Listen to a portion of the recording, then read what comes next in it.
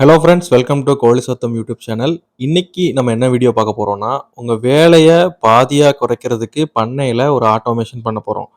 அது என்ன ஆட்டோமேஷன், எப்படிலாம் பண்ணோம் அப்படிங்கிற கம்ப்ளீட் வீடியோ தான் இருக்கும். வீடியோ ஸ்கிப் பண்ணாம கடைசி வரைக்கும் பாருங்க.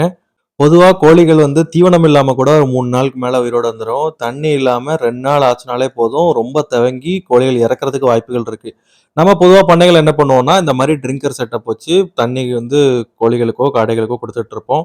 இதுல ஒரு பெரிய பிரச்சனைன்னா, கோழி குஞ்சு கூட ஓகே. ஆனா காடை குஞ்சு வளர்க்கச்சுல ட்ரிங்கர்ஸ் வைக்கச்சுல, அந்த ட்ரிங்கர் சுத்தி நம்ம வந்து கோலிக்கா போட வேண்டியிருக்கும். ஏன்னா காடை குஞ்சுகள் வந்து இந்த ட்ரிங்கர்ல உள்ள தண்ணீல நனைஞ்சு இறந்து போறதுக்கு நெறைய வாய்ப்புகள் இருக்கு. அத தவிர்க்கிறதுக்காக தான் நம்ம கோழி குண்டு போடுவோம். அது மட்டும் இல்லாம இந்த காடைகள் வந்து உள்ள தண்ணிக்குள்ள இறங்கி தண்ணி குடிக்கச்சுல, அது கால்ல உள்ள தும்பெல்லாம் பட்டு தண்ணி சீக்கிரமா உங்களுக்கு ப்ரவுன் கலர்ல மாறிடும். அதனால நம்ம ஒரு நாளைக்கு 2 வாட்டி கூட தண்ணி வைக்கக்கூடிய சூழ்நிலைகள் வரலாம்.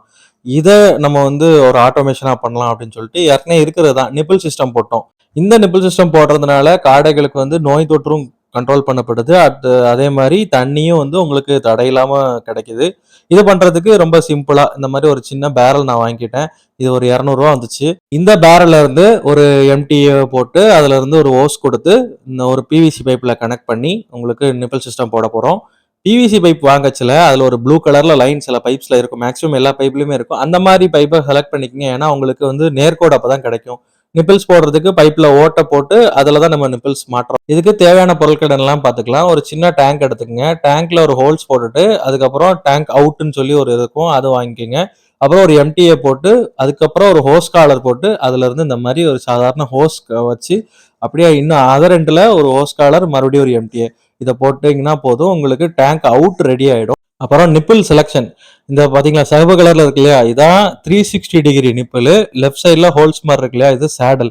நீங்க சேடலும் பாத்தீங்கன்னா, ரவுண்ட் பைப்புக்குள்ள சேடல் வாங்கணும். ஏன்னா, உங்களுக்கு ஸ்கொயர் பைப்புக்குள்ள சேடல் தான் ஈஸியா கிடைக்கும். ஆனா, ரவுண்ட் பைப்புக்குள்ள சேடல் நீங்க கேட்டு வாங்கணும். ஏன்னா, ஸ்கொயர் பைப்ல உள்ள சேடல் வந்து ரவுண்ட் பைப் சேடலுக்கு செட் ஆகாது. நிப்பிள்லயும் பார்த்துடலாம். சிவப்பு கலர்ல இருக்கிறது 360 டிகிரி நிப்பிள். அப்புறம் எல்லோ கலர்ல இருக்கிறது வந்து 180 டிகிரி நிப்பிள். 2க்கும் என்ன வித்தியாசம்னு பார்த்தீங்கன்னா, சிவப்பு கலர் நிப்பிள லைட்டா பீக்க வச்சு தொட்டாலே தண்ணி வந்துரும்.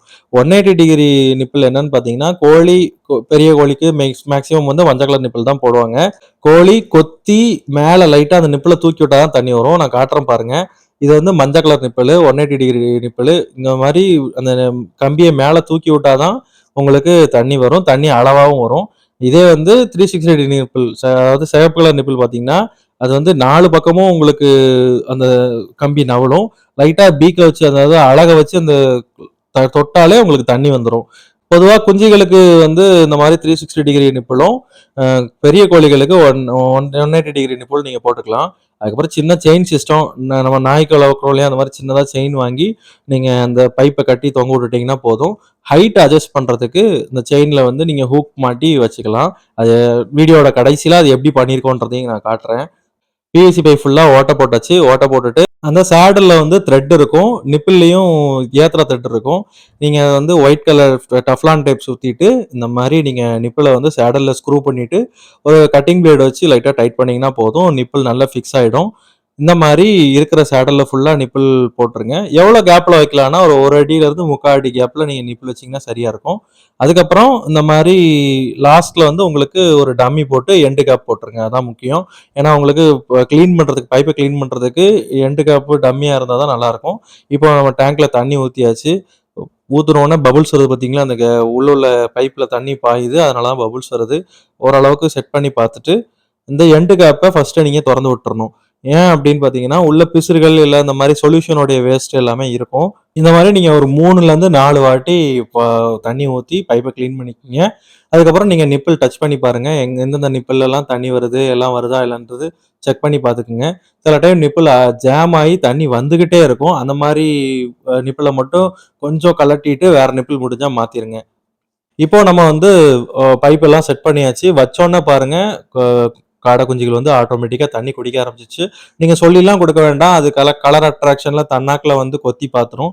அப்படியே வரலைன்னா லைட்டா 2 டைம் நீங்க தண்ணி மட்டும் தட்டி விட்டீங்கன்னா போதும். அது பார்த்துட்டு தண்ணி இருக்குன்னு நெனச்சுட்டு வந்து ஆட்டோமேட்டிக்கா தண்ணிய குடிக்க ஆரம்பிச்சுரும். இவ்வளோதாங்க சிம்பிள் செட்டப் தான்.